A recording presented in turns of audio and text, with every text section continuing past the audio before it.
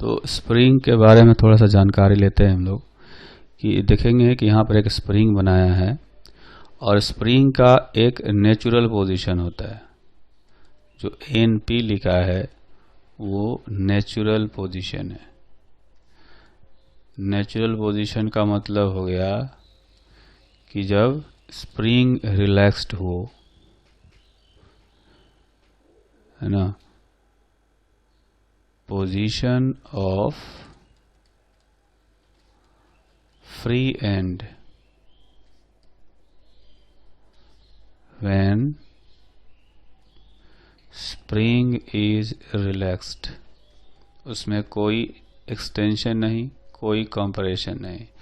तो जब ये नेचुरल पोजीशन पर होगा तो ये जो लेंथ होता है इसको भी कहा जाता है नेचुरल लेंथ। L हो गया natural length, length of, natural length का मतलब हो गया कि length of spring when it is length of spring when it is relaxed. ठीक, अब ऐसा मान लेते हैं कि इस स्प्रिंग को थोड़ा सा एक्सटेंड कर दिया गया। तो एक्सटेंड करके जब इसको आगे ले जाएंगे, यहाँ पर एक ब्लॉक है, तो क्या करेगा कि स्प्रिंग इस ब्लॉक को खींचेगा, इस डायरेक्शन में एक फोर्स लगाएगा। अगर ऐसा मान लिया जाए कि x इलोंगेशन हो गया है तो जो स्प्रिंग फोर्स होता है इस इलोंगेशन के प्रोपोर्शनल होता है। Spring force is directly proportional to negative of deformation। Deformation का मतलब हो गया कि वो इलोंगेशन भी हो सकता है और कंप्रेशन भी हो सकता है। तो F directly proportional to -x या F is equal to -kx, where K is called spring constant and it is different for different springs। साथ में ये भी कह सकते हैं कि spring constant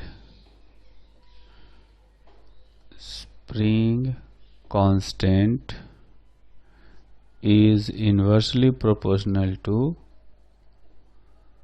natural length, है ना। K जो होता है इन्वर्सली प्रोपोर्शनल टू लेंथ होता है। अगर किसी स्प्रिंग को दो अनइक्वल पार्ट में डिवाइड कर दिया, या ऐसे करते हैं दो इक्वल पार्ट में डिवाइड कर दिया, तो लेंथ तो आधा आधा हो गया, तो उस केस में जो स्प्रिंग कांस्टेंट है वो डबल हो जाएगा। स्प्रिंग कांस्टेंट बेसिकली स्प्रिंग की रिजिडिटी को रिप्रेजेंट करता है। जितना ज़्यादा रिजिड स्प्रिंग होगा उतना ही ज़्यादा उसका स्प्रिंग कांस्टेंट होगा। ठीक है, तो अब जो है स्प्रिंग पर बेस्ड एक एग्जांपल करते हैं। तो इस एग्जांपल में हमने एक छोटा सा फिगर बनाया है। देखेंगे कि इसमें 3 बॉल्स हैं और जो 2 स्प्रिंग से अटैच्ड हैं, एक स्ट्रिंग भी है। ठीक, तो क्वेश्चन ये है कि if thread is cut then find acceleration of each ball. एक तो ये हो गया, और दूसरा हो गया कि इंस्टेड ऑफ स्ट्रिंग, इफ ऐसा मान लेते हैं कि ये है A, ये है B और ये है C, है ना। तो ये बॉल है C, if spring between balls B and C is cut, find acceleration of each ball immediately after it is cut। तो इसको सोल्व करने के लिए हम लोग क्या करेंगे, इसके लिए पहले इक्विलिब्रियम पोजीशन में टेंशन फाइंड करते हैं। तो आप देखेंगे कि इस पर एक नीचे फोर्स लग रहा होगा mg, और ये जो स्प्रिंग है, इस स्प्रिंग में मान लेते हैं टेंशन T1 है। इस T1 का वैल्यू mg के इक्वल है, क्योंकि ये जो बॉल है ये इक्विलिब्रियम में है। ठीक, अच्छा, यहाँ पर जो टेंशन आएगा T2, इस बॉल का वेट भी आएगा mg। तो ये जो T2 है ये 2 mg के इक्वल होना चाहिए, क्योंकि ये दोनों बॉल को रोके हुए है।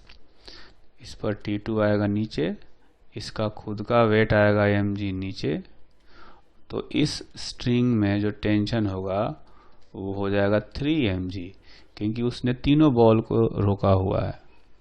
ठीक, तो इस क्वेश्चन का अगर पहला पार्ट करें कि इस थ्रेड को काट दिया जाए, थ्रेड को काटते ही क्या होगा कि जो 3 बॉल है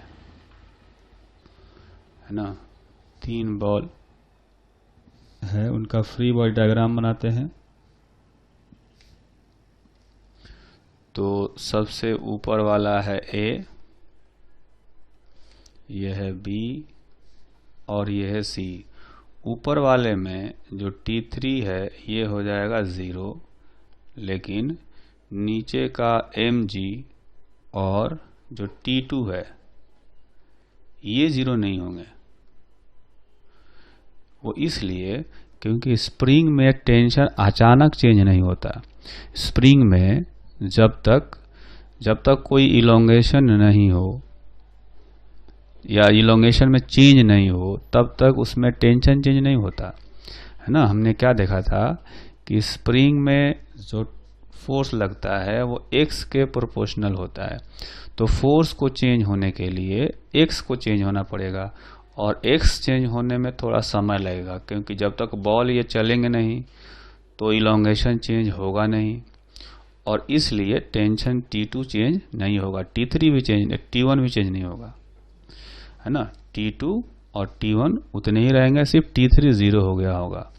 बॉल B पर देखें तो बॉल B पर नीचे आ रहा होगा T1 यानी कि mg, इसका खुद का mg होगा, और अपवर्ड डायरेक्शन में जो है टेंशन T2 बना रहेगा। उसी तरह से C पर नीचे mg होगा और ऊपर होगा T1 जो कि mg के इक्वल है। ठीक, तो अगर ऐसा करें, इसका एक्सेलरेशन मान लेते हैं a, तो बॉल a के लिए इक्वेशन ऑफ मोशन होगा नीचे की तरफ हो गया mg प्लस T2 भी 2 mg है, is equal to mass into acceleration. तो एक्सेलरेशन यहाँ से हो गया 3g। ठीक, और इनमें क्या है कि ऊपर 2 mg है, नीचे भी अभी 2 mg है, तो इसका एक्सेलरेशन हो गया 0 और इसका भी एक्सेलरेशन हो गया 0। ठीक, अब आते हैं क्वेश्चन नंबर 2 में।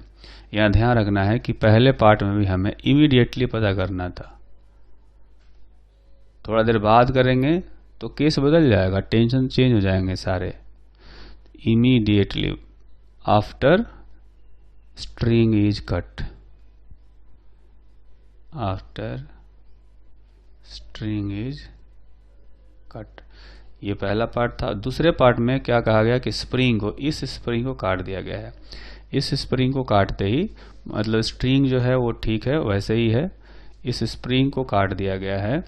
तो अब जो है इनका एक्सेलरेशन कितना होगा, तो इनका फ्री बॉडी डायग्राम फिर से हम बनाएंगे। जो बॉल ए है,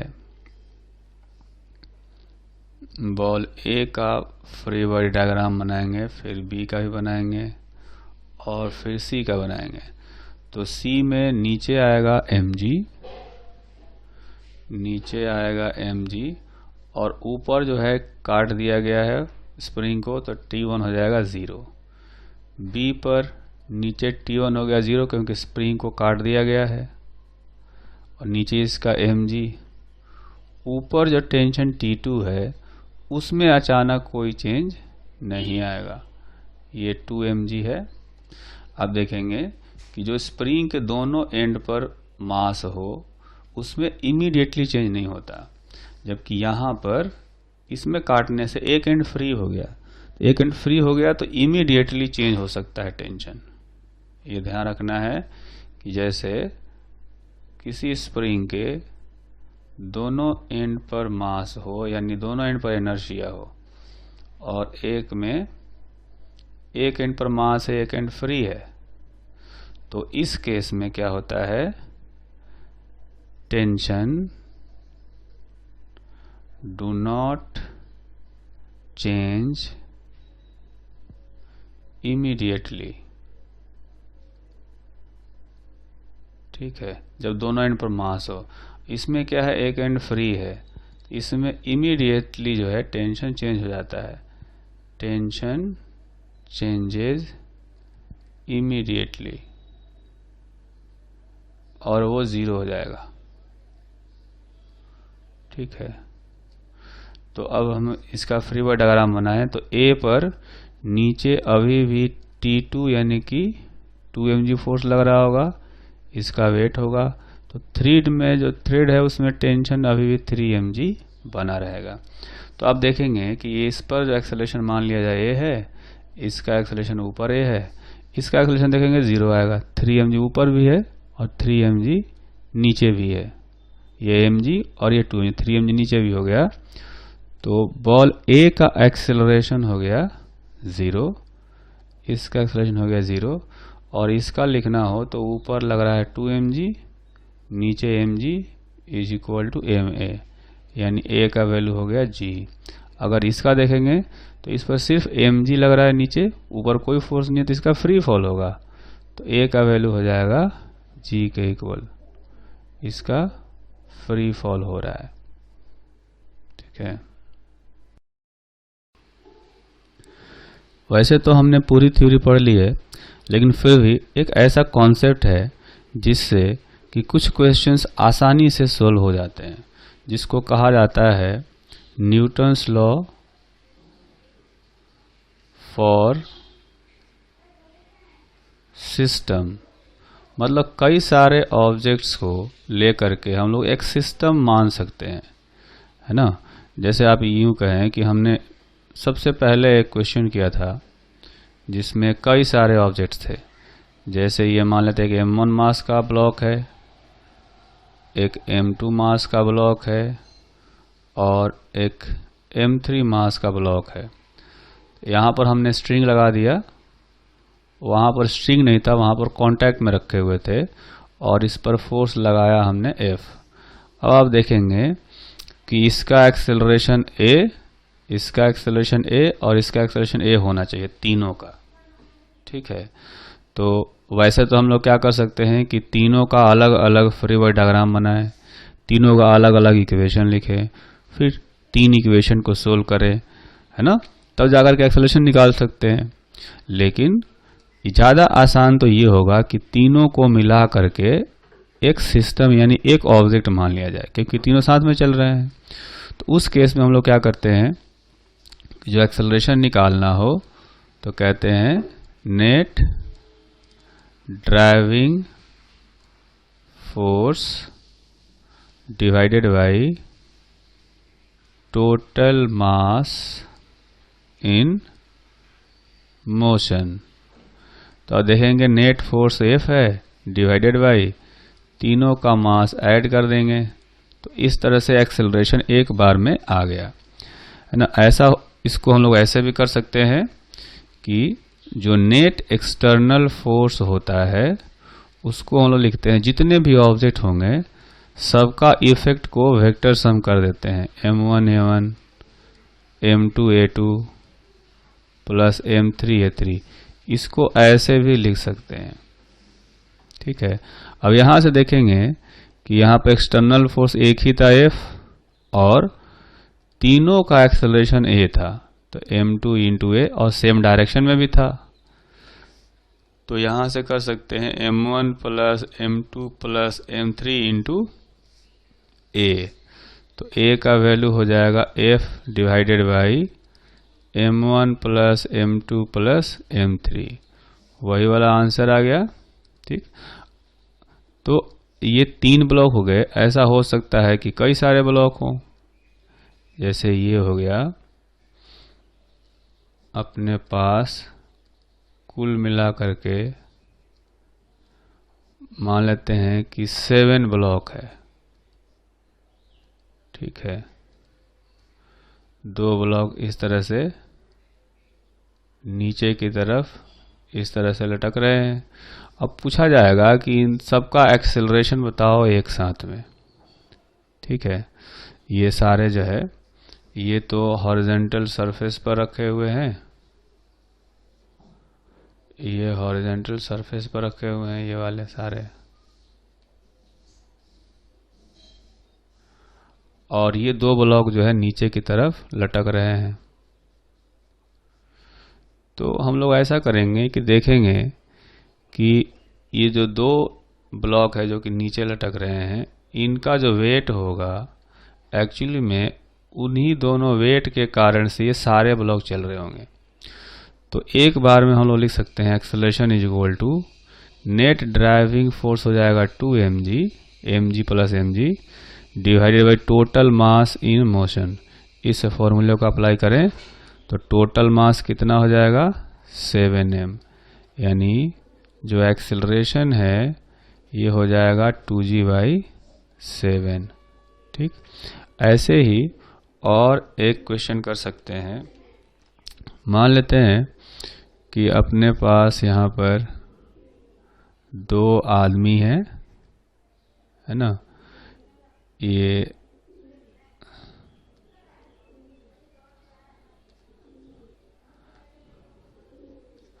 एक आदमी जो है वो दूसरे आदमी को पुश कर रहा है, ठीक है। तो ये जो है एक दूसरे को पुश कर रहे हैं। तो इसमें जो लेफ्ट वाला आदमी है इसका मान लेते हैं कि मास है 20 kg और इसका मास है 80 kg, ठीक। ये दोनों स्मूथ सरफेस पर खड़े हैं, स्मूथ सरफेस। अगर इसके पास एक्सेलरेशन 2 मीटर पर सेकेंड स्क्वायर आ जाए, इसके पास 2 मीटर पर सेकेंड स्क्वायर एक्सेलरेशन है, हमें पता करना है कि इसका एक्सेलरेशन कितना होगा, ठीक है। तो आप देखेंगे कि एक्सटर्नल फोर्स, अगर इन दोनों आदमी को सिस्टम मान लिया जाए तो एक्सटर्नल फोर्स है ही नहीं यहाँ पर, है ना। ये एक दूसरे पर जो फोर्स लगा रहे हैं वो इंटरनल फोर्स हो जाएगा, क्योंकि इन दोनों को मिलाकर हमने एक सिस्टम एक ऑब्जेक्ट मान लिया। तो एक्सटर्नल फोर्स हो गया 0 इज इक्वल टू लिखेंगे मास इंटू एक्सेलरेशन। इसका एक्सेलरेशन माइनस है लिखेंगे, हम लोग राइट वाला डायरेक्शन को पॉजिटिव ले लेते हैं, लेफ्ट वाला डायरेक्शन को निगेटिव ले लेते हैं। तो एक इधर लेफ्ट वाले आदमी का इफेक्ट ये हो गया और दूसरे वाले पर इफेक्ट हो जाएगा मास इंटू एक्सेलरेशन प्लस 2। तो यहाँ से देखेंगे कि 20a इज इक्वल टू 160। तो a का वैल्यू आ गया 8 मीटर पर सेकेंड स्क्वायर, ठीक है। इस तरह से निकाल सकते हैं। थोड़ा मुश्किल सवाल हो तो भी किया जा सकता है इस तरह से। तो एक और एग्जांपल करते हैं, इस सिस्टम पर ही बेस करते हैं। देखेंगे कि यहाँ पर एक वेज है, वेज का मास दिया गया कैपिटल M और एक ब्लॉक है।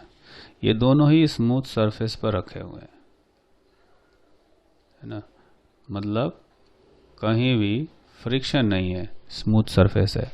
अब ऐसा करते हैं कि मान लेते हैं कि जो वेज है वो इधर जाता है किसी एक्सेलरेशन a से, और इस ब्लॉक का एक्सेलरेशन वेज के रेस्पेक्ट में b मान लेते हैं। ठीक, let a is acceleration of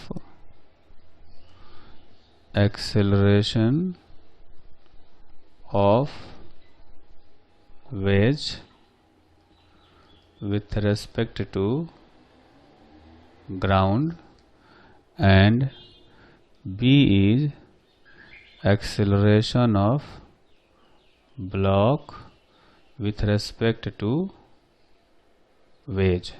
ठीक, अगर हमने इन दोनों को सिस्टम मान लिया तो सिस्टम का फॉर्मूला लगाएंगे F external is equal to M capital M into small A plus इस ब्लॉक का इफेक्ट लिखेंगे M into A minus B cos theta, और ये एक्सटर्नल फोर्स है 0। ठीक, एक इक्वेशन आया, इसको हम थोड़ा सा फिर से लिखते हैं कि ये हो गया 0 is equal to M A plus small M into A minus B cos theta. ये हमने ग्राउंड के रेस्पेक्ट में लिखा है। तो जैसे ये वेज है तो ये वेज का मास लिया एम यहाँ पर और इसका एक्सेलरेशन ले लिया ए। उसी तरह से ब्लॉक का मास ले लिया एम और इसका एक्सेलरेशन ग्राउंड के रेस्पेक्ट में ये आना चाहिए। अब ये कैसे आएगा इसको हम लोग निकाल करके एक बार समझते हैं।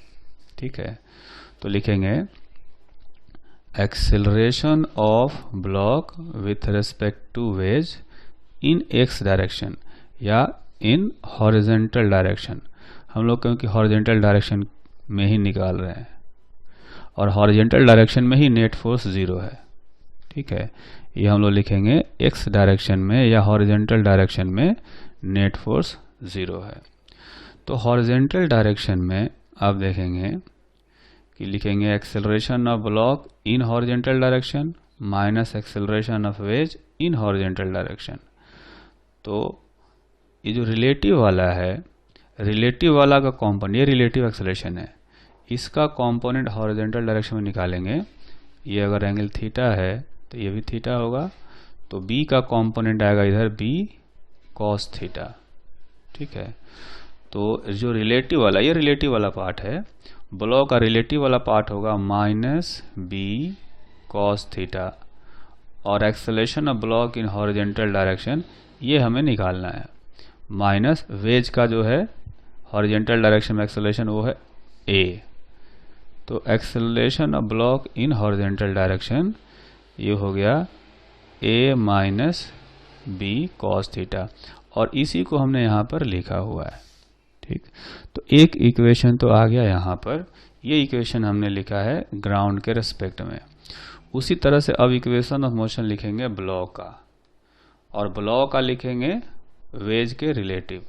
तो क्या करेंगे कि वेज के ऊपर एक ऑब्जर्वर बैठा देते हैं। अगर वेज के ऊपर एक ऑब्जर्वर बैठा दें तो ये ए एक्सेलरेशन से जा रहा होगा, तो इधर एक स्यूडो फोर्स लगाना पड़ेगा हमें। स्यूडो फोर्स आएगा एक एम ए और एक एम जी लगेगा इधर। तो एम जी और एम ए के कॉम्पोनेंट आएंगे इधर, है ना। कितना आएगा आप देख सकते हैं, वो आएगा M A cos theta plus M G sine theta, और यही दो फोर्स हैं जो कि इस ब्लॉक को इधर की तरफ मूव करा रहे होंगे। तो लिखेंगे मास इनटू एक्सेलरेशन बी। अब ये ध्यान रखेंगे कि जो बी एक्सेलरेशन हमने लिया है ये इस ऑब्जर्वर यानी कि वेज के रेस्पेक्ट में लिखा है ना। बी ब्लॉक, बी जो एक्सेलरेशन है, acceleration of block with respect to wedge, यानी वेज पर जो ऑब्जर्वर है इसके रेस्पेक्ट में, और इसका जो वैल्यू हमने निकाला एक स्यूडो फोर्स अप्लाई करके निकाला है, इसलिए ये सही भी है। तो ये जो इक्वेशन आया ये आ गया दूसरा इक्वेशन। अब इन दोनों इक्वेशन को सोल्व करें तो अपने पास अननोन सिर्फ दो हैं, ए और बी, बाकी सब कुछ पता है। तो यहां से सोल्व करने से by solving equation 1 and equation 2 we will get A is equal to mg sin theta into cos theta divided by m1 plus sin square theta. इसमें से अगर m कैंसिल भी कर देंगे तो आएगा g sin theta into cos theta divided by 1 plus sine square theta, और b का वैल्यू आएगा 2g sin theta divided by 1 plus sine square theta. एक बार a और b का वैल्यू निकल जाएगा तो फिर हम इनकी ग्राउंड के रेस्पेक्ट में भी लिख सकते हैं। तो इस तरह से लिखेंगे कि acceleration of wedge is equal to A I cap, मतलब कि g sine theta into cos theta divided by 1 plus sine square theta I cap, और एक्सेलरेशन ऑफ ब्लॉक निकालना। ये ग्राउंड के रेस्पेक्ट में हम लोग लिख रहे हैं। तो ग्राउंड के रेस्पेक्ट में देखेंगे तो ये जो ब्लॉक है, ब्लॉक का हॉरिजेंटल डायरेक्शन में तो हमने निकाल लिया। यहाँ पर हॉरिजेंटल डायरेक्शन में कितना आया था, a minus B cos theta, a minus B cos theta, v cos theta I cap minus, और इस b का जो कंपोनेंट है वो एक नीचे की तरफ भी आएगा, है ना, नीचे आएगा b साइन थीटा। और देखेंगे कि जो वेज है, वेज ऊपर नीचे तो नहीं चल रहा है ना, इसलिए जो वेज के रेस्पेक्ट में आएगा इधर, वही ग्राउंड के रेस्पेक्ट में भी होगा। तो ग्राउंड के रेस्पेक्ट में भी वर्टिकल डायरेक्शन में b साइन थीटा ही होगा। तो लिखेंगे नीचे की तरफ है इसलिए माइनस है b साइन थीटा जे कैप। इनकी वैल्यू रख देंगे इसमें, तो ये हो जाएगा minus g sine theta into cos theta by 1 plus sine square theta I cap minus 2g sign square theta by 1 plus sine square theta J cap. ठीक है, तो इस तरह से हम लोग यहाँ पर सोल्व कर सकते हैं।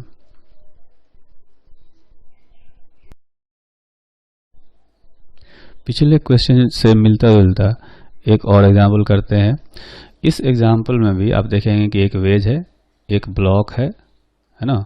बस फर्क ये है कि इसमें एक स्ट्रिंग से इसको कनेक्ट कर दिया गया है एक वर्टिकल वाल से।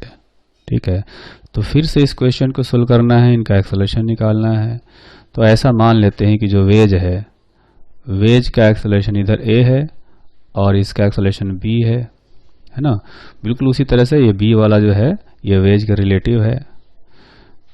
ठीक, तो हम लोग क्या करेंगे कि अब इस सिस्टम पर अगर नेट फोर्स देखें तो यहाँ पर एक एक्सटर्नल फोर्स लग रहा है T, है ना, जो कि वाल अप्लाई कर रहा है। तो इस बार सिस्टम पर एक एक्सटर्नल फोर्स T है।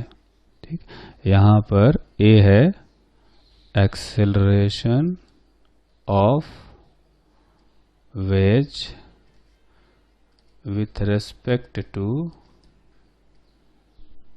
ground, और b है acceleration of block with respect to wedge। तो for system of wedge and block देखेंगे एक एक्सटर्नल फोर्स है T फॉरवर्ड राइटवर्ड डायरेक्शन में। तो उसी डायरेक्शन में इन पर जो इफेक्ट आएगा, वेज पर m इंटू ए और ब्लॉक पर लिखेंगे small m into A minus B cos theta. यही चीज़ पहले भी लिखा था। अब देखेंगे कि पिछले वाले क्वेश्चन में जो इफेक्ट था वो इतना ही था।